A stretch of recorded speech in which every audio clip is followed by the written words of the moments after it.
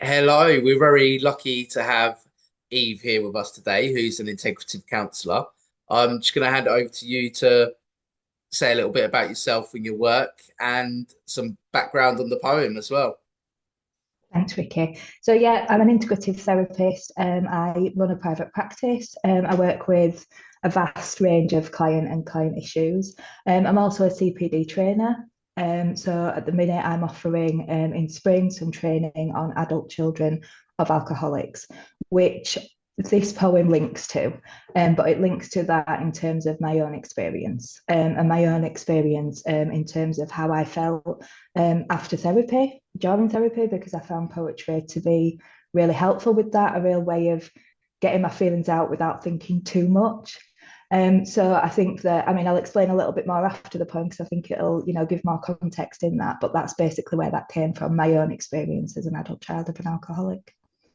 Okay, so the poem is about your own experience as a child, Mhm. but there's the adult that's coming into that because you wrote this poem once you was an adult. Yeah. And I think there's a huge crossover. And I think, that's what a lot of my training wants to move towards, how to work therapeutically with that adult child. And I think that it's so important we embrace that inner child and that child Yeah. self. Because I think that as an adult, we can often rationalize or intellectualize and to say that, oh, it wasn't that bad. And, everybody drinks alcohol. And, was it really that difficult? And I think that when we go back to the child and we say, well, how did the child feel based Mm, on their understanding at that age? What was going on for them? And I think when we step into that, that's when the real healing can begin. And I think also it shows that, children of alcoholics, this is what they might experience. Again, this is my perspective. I'm not saying everybody will, but for me, it was serious. It was frightening, and I think I just want to bring more awareness to that. And writing the poem was also healing for me. yeah, and it's the child that experienced that. It's the child that was in that Uh-huh. place mentally, physically, emotionally Uh-huh. that experienced it. And I think that's it, the impacts they do last. But again, it's that idea of, well, I'm an adult now. And I think that Mm, for the healing, when we look at it through adult eyes, I think it can be more difficult because we can minimize. But actually, what was the child feeling and what was their understanding of what was happening? Because I think it's great to step into the adult and to be able to look back. I can offer my mum compassion now, and I can offer her understanding, especially as a therapist. I can look at, okay, what was going on for her, but my child couldn't do yeah. that. She couldn't do that. That's the important word. Mm, And I think that it's about honoring that child that was in yeah. that space that couldn't understand. And often with adult children of alcoholics, there'll be self blame, and there'll be, confusion, there'll be trust issues. And I think to get to them, it's about saying, well, why wouldn't there be? Look at what this was like for you as a child. I think it's about really validating those experiences. Mm. And for me, that's bringing up, giving that child a voice that they may not have had, and most likely, in most cases, unfortunately, didn't have at that time. Um, I think that 100%. leads really well into your poem if you're ready to share it. I am. Yeah. Yeah, Ready? cool. Hate the sin, not the sinner, they say.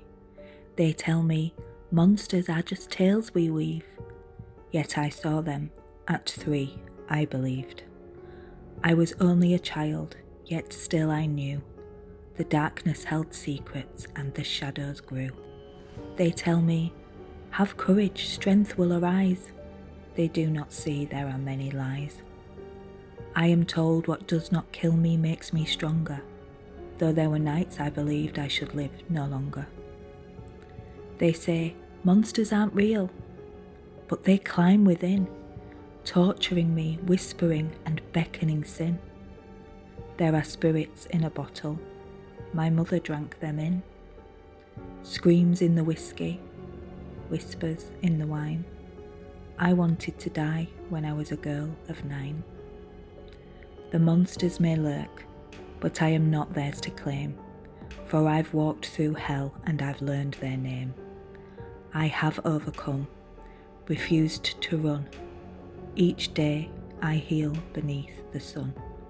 Yet still I am allowed to cry and say, monsters are real I've seen their way. I'm allowed to be angry, to not forgive, for the pain they caused, the lives they live. I share my pain in a sacred place, seeking solace, a tender embrace. But can I trust in a world so grim that angels walk where the light is dim? I can, because though I've met the beasts, I've seen angels too at love's quiet feasts. Kindness and grace have touched my soul, where love prevails and broken hearts grow whole. I pray to my God, whose strength I seek, to guard my courage when I feel weak. Yes, healing is slow, but my truth will remain, a survivor's voice rising beyond the pain. Hate the sin, not the sinner, they cry, but some sins endure and monsters don't die. Still I stand, even broken and torn, defying the monsters from the day I was born. The monsters may lurk, but I am not theirs to claim, for I've walked through hell and I've learned their name. But the word was with me, a light in the shadows to set me free. In the truth I found my way, a promise that no night could steal my day. Well, that was really powerful. Thank you for sharing that with us, Eve. I mean, it really stood out for me how important it is for you to hear that monster, for you to say that monster was real and it was there, and And it's so validating, isn't it? Yeah, yeah. You know, what was that experience like for you? And for me, I think I just wanted to say it. I just, in that moment, as I was going through my healing and sharing my experiences, I didn't want to come into my adult and think it through. I didn't want to look at forgiveness at that point or understanding. You know, I as a therapist, I understand the issues with alcohol. I do believe, you know, there are lots of complexities involved with that. And I can offer compassion and empathy to those people as well. But for me, I didn't want to. For me, in that moment, I wanted to say, they were monsters. You know, I was hurt. And I think that every client I work with, I will always offer that space to say, how did it really feel? Because I think when we voice it, that's how we can move along. And I think someone else just saying, I hear that. There were monsters. You were frightened. You had this experience. Again, I keep going back to the word healing, but I suppose that's the goal. And I know we spoke a little bit before, but not on here, but that you were made to feel like those Yeah, monsters so couldn't just, exist. I jumped ahead there because we spoke about it before, didn't we? So it was actually in a therapy session where I actually said to the therapist something about my parents being monsters. I was getting everything out. I tend to waffle.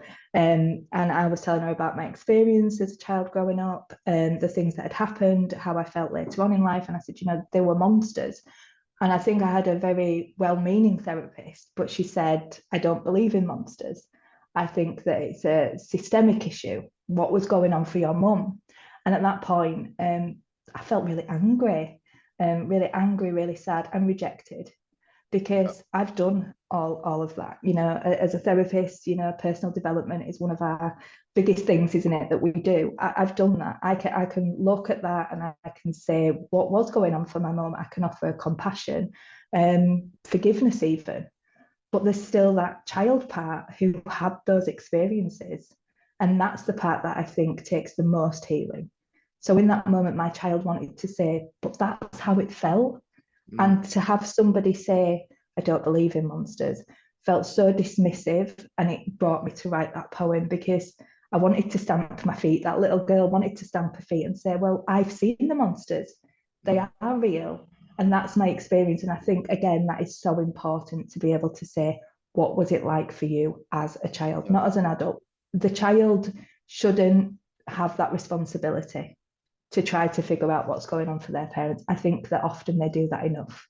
They become the parent and they try to protect their own parent, you know, and also in that idea of a lot of the time, a child of an alcoholic doesn't have that voice. Yeah. They're not able to say, but this is how it feels for me. So I think in therapy, it's fundamental that we then go back to that child and give them that space to say, all right, what was going on for you? How did you feel? And that can take time. It can take time. It can take building up trust with the therapist. And I think that's why it was so cutting for me and so Yeah. rejecting. And again, I can see the good intention behind that. Mm. And I think that, not everyone fully understands the complexities of working with an adult child of an alcoholic, because it took a lot for me to open Yeah. up, and I felt that real rejection. Hence the poem. I mean, I can really hear that for you, it did take a long time. It took a long time to open up, to let your child, with all Yeah. those experiences that your child experienced, to come Mm-hmm. out and say, this is me and this is what I experienced. And that was almost in it, not deliberately, as you're saying, but Yeah. it was shut down for you in a way. And Yeah. Yeah, and I think that idea of rescue, and we know one of the biggest, I guess, themes that comes up with adult yeah, children of alcoholics is trust issues. And that's not surprising. When we think of the different dynamics of what goes on in that home, being able to trust, being able to say, this is something that's happening to me. For me, I never really spoke about that. I never told anyone at school. It was almost like people knew, but we didn't speak about it. It yeah, was really like, oh yeah, we all know that Eve's mum's an alcoholic, but we're not going to speak about that.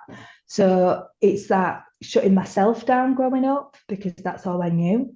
So I think it was so important. I was just thinking then, actually, what I've just done is I've just given a space for little Eve to yeah, really voice that and to share. So I've just really validated that inner child of mine, and that feels really good, because I've given her that voice. I've yeah. said, this is what was real for me.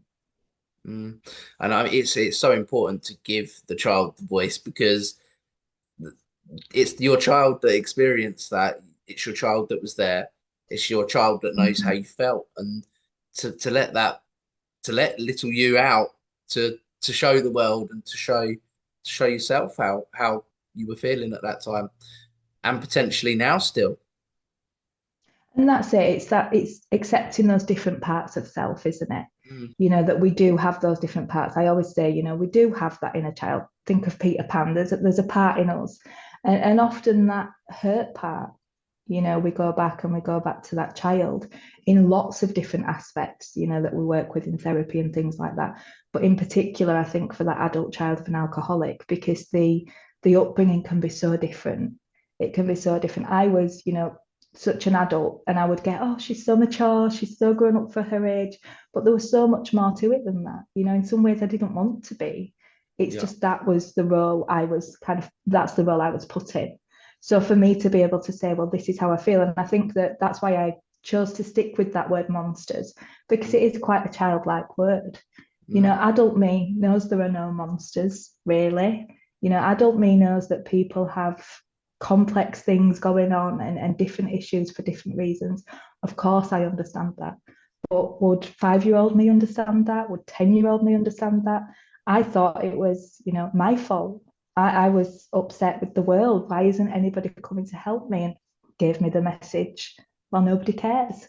mm, So it's so important to be able to share that, and just even if it's just that one person to validate it and say, yeah. well, I hear you now and I care. Mm. And I think that's such an important message to kind of end with, that you are heard, and we do care, and to listen to the child as well. Don't ignore those experiences now just because we're an adult. It doesn't mean we Mm-hmm. need to continue to ignore the child.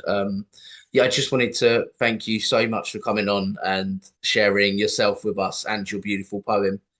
Yeah, so thank you so much, Eve. Is there anything that you wanted to say before you go? Just thank you, because I was nervous. I said to you before, I was nervous before coming on. But just thank you for giving me that space, hopefully in raising awareness about adult children of alcoholics as well, but also from a personal perspective, giving little Eve that chance to speak out and be heard. You're more than welcome, and I'm really happy that uh, I was able to do that for you. So, and you did it yourself by coming on here and sharing Mhm. that with us. So I really appreciate that, and yeah, all the best for the future, Eve. Thank you.